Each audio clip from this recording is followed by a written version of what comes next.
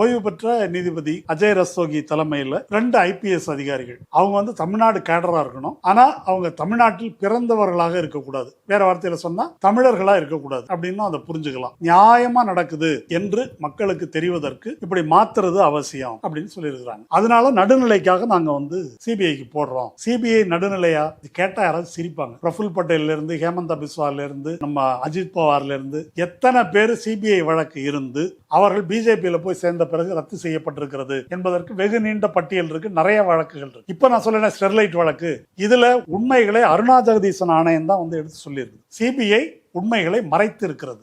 என்ன காரணம்? அனில் அகர்வால் மோடிக்கு வேண்டியவர், ஸ்டெர்லைட் மோடிக்கு வேண்டிய கட்சி, எலக்ட்ரல் பாண்ட்ல அதிகபட்சமா நிதி கொடுத்திருப்பவர் அனில் அகர்வால். மோடிக்கு வரவேற்பு கொடுத்து லண்டன்ல விழா நடத்தியவர் யாருன்னாக்கா அனில் அகர்வால். அப்ப அவரை காப்பாற்றுவதற்கு சிபிஐ வேலை செய்யுது. அன்னைக்கு ஸ்டெர்லைட் போராட்டத்தை எதிர்த்து பேசிய ஒரே ஒரு கட்சி பாரதிய ஜனதா கட்சி. இப்ப இதெல்லாம் பின்புலத்தில் இருக்குது. அதனால உச்சநீதிமன்றம் நடுநிலைக்காக நாங்க சிபிஐ போடுறோம் அப்படின்னு சொன்னாக்கா அது சிரிக்கிறதா அழுவுறதான்னு எனக்கு தெரியல. இந்த சிபிஐ என்ற வாஷிங் மெஷினுக்குள்ள இப்ப ஆதவ அர்ஜுனும் விஜயும் அவங்களே குதிச்சிருக்கிறாங்க என்று சொல்லலாம். இல்ல அவங்கள பிடிச்சு கொண்டாந்து பிஜேபி போட்டிருக்குன்னு சொல்லலாம். இந்த உத்தரவை உச்சநீதிமன்றம் என்ன சொல்லுதுன்னா இது ஒரு இடைக்கால உத்தரவுன்னு சொல்லுது. அது மிகப்பெரிய ஜோக்.